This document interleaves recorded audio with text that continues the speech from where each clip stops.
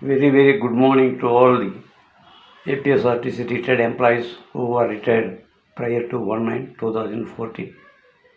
ఇంతకుముందు నవంబర్ నెలలో 9-10 తేదీల్లో మన కడపలో సురేష్ బాబు అయితేనేమి, డిప్యూటీ సీఎం అంజాద్ బాషా, మన ఆర్టీ చైర్మన్ మల్లికార్జున రెడ్డి మన జీవన అభివృద్ధి గురించి రూపాయి గెస్ట్ హౌస్లో జగన్మోహన్ రెడ్డి సవినయంగా వివరించడం జరిగినది.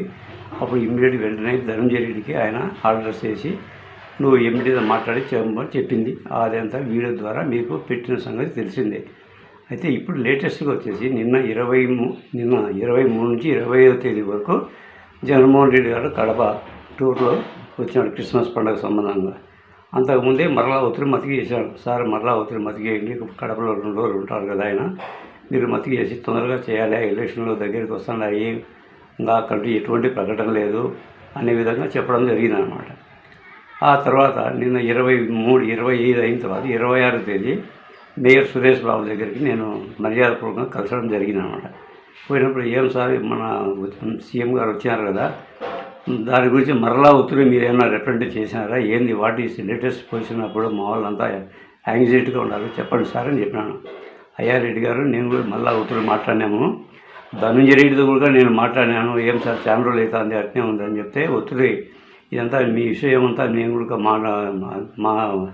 మా చర్చలో కూడా ఉంది, కాబట్టి మీరు ఒత్తిడి విజయవాడకు మీరు వస్తే అలాంగ్ విత్ వాళ్ళు ఇన్ఫర్మేషన్తో ఒత్తిడి కూర్చొని మనం సెటిల్ చేస్తాము అనే విధంగా ఆయనతో చెప్పినాడని నాతో సురేష్ బాబు చెప్పడం జరిగింది 26వ తేదీ. ఆ తర్వాత నేను వచ్చేసి అయితే ఎప్పుడు పోతాను సార్ విజయవాడ కంటే ఒక 4-5 డేస్లో కూడా నేను పోతున్నాను, మిర్చి రిప్రజెంటేషన్లో కూడా దాంట్లో సూట్ కేసులో పెట్టుకున్నాను, పోయిన తర్వాత మాట్లాడి డెఫినెట్గా నేను ఆ విధంగా చేపిస్తానే విధంగా ఆయన పూర్తిగా నాకు చెప్పడం జరిగింది. ఆ తర్వాత వచ్చేసి 26వ ఈవినింగ్ మళ్ళీ మాకు వచ్చేసి ఎమ్మెల్యే ప్రొద్దుటూరు రాజమౌళి శివప్రసాద్ రెడ్డి నాకు బాగా తెలుసు, ఆయన గుర్తులు ఫోన్ చేసినాను ఇంత ముందుగానే, జగన్మోహన్ రెడ్డి వచ్చే ముందు, సార్ మీరు గెస్ట్ హౌస్ ఆడికి పోతారు, 7 రూపాయలు పోతారు కదా, 23-24 నైట్ అంతా ఇదంతా కడప పొలిటికల్ లీడర్స్ అంతా కడపలో ఆడ కలుస్తారు 7 రూపాయలు, మీరు మళ్ళీ ఒత్తిడి మతియాలి సార్ అంటే ఓకే డెఫినెట్గా చెప్తానమ్మా నేను, ఆయన బాగా చెప్పినాడు అన్నమాట. ఇప్పుడు ఉండే ఎమ్మెల్యే కడపలో ఎమ్మెల్యేల కన్నా ఆయన బాగా పాజిటివ్గా రెస్పాన్స్ ఇచ్చిన ఎమ్మెల్యే, పొద్దుటూరు ఎమ్మెల్యే మాత్రమే, కొంత రోజులు పెద్దగా పట్టించుకోరు. ఆ తర్వాత వచ్చేసి మళ్ళీ నేను ఏం సార్ అడిగానంటే, అయ్యా నువ్వు చెప్పిన నేను అడిగాను, జగన్మోహన్ రెడ్డి దృష్టికి తీసుకుపోయినాను, ఆయన కొడుక ఈయనకు ధనంజయ రెడ్డికి చెప్పినానంటే, నేనుండి సార్ ధనంజయ రెడ్డి కొంచెం చెప్పినాన్ని కొంచెం డిలే చేసే మనిషి సార్ ఆయన అని చెప్పినాను, ముందుగానే చెప్పినాను. లేదయ్యా నువ్వు చెప్పింది నాకు తెలుసు, ధనంజయ రెడ్డితో నేనే మాట్లాడినాను ఆయనతో, ఏం సార్ ఈ విధంగా చేయాలంటే చేస్తాననే విధంగా అన్నాడు. నేను ధనంజయ రెడ్డితో మాట్లాడినాను, ఇంకా మందే ఉందాడా నీకు, డెఫినెట్ చేస్తాలేమ్మా ఏం లేదు అని చెప్పినాడు అన్నమాట.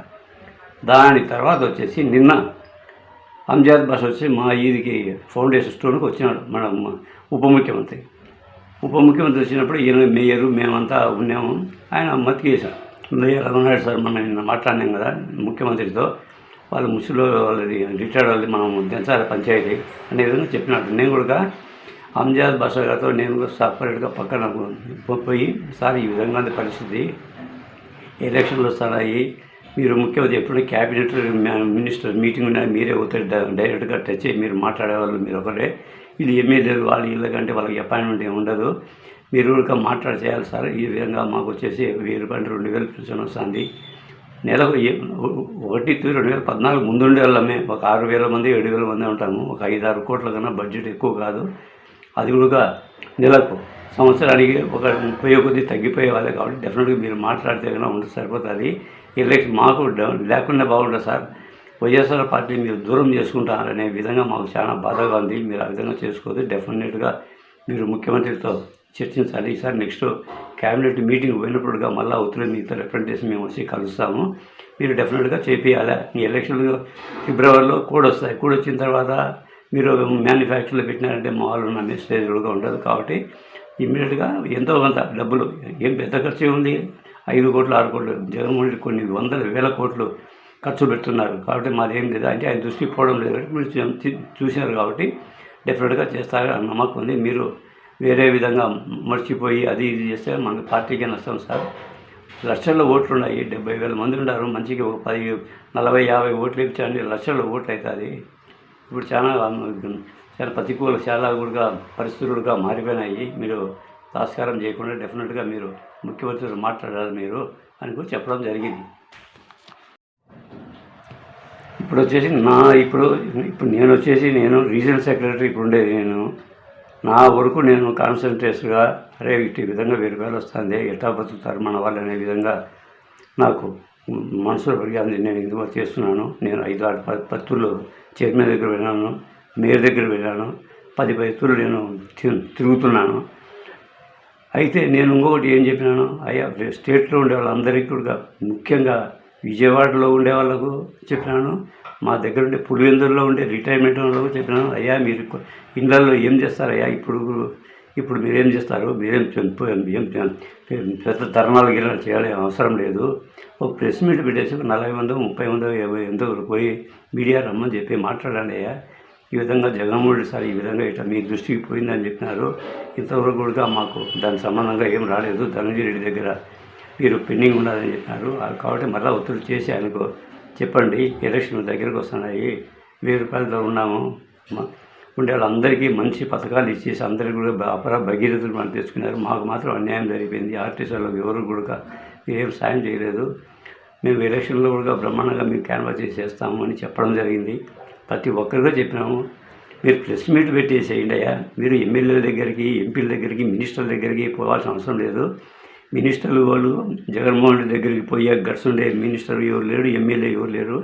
ఏమంటే కడపలో ఉన్నారు కాబట్టి వీళ్ళు బాగా క్లోజ్గా ఉంటారు కాబట్టి వీళ్ళు ముగ్గురు ఆయన దృష్టికి తీసుకొని వచ్చినారు.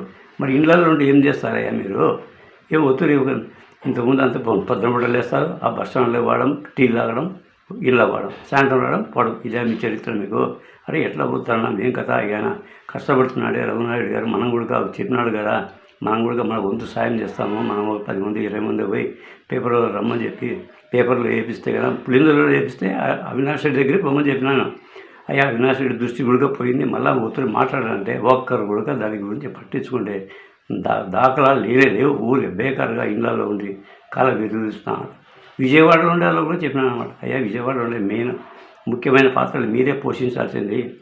మీరు కానీ ఒక ఎండీ ఆఫీస్ దగ్గర 40 మంది 30 మంది పోయి మీడియా రమ్మని చెప్పి చేసే పేపర్లు వేపిస్తే జగన్మోహన్ రెడ్డి చూస్తారు. మళ్ళీ అవతల దయాంగా పోయి అని ఆయన ధనుజీయుడు అడుగుతారు, ఏమై పంచాయతీ అయిపోయిందా లేదా ఇంకా ఇప్పుడు కానీ అడుగుతారంటే ఏం లేదు.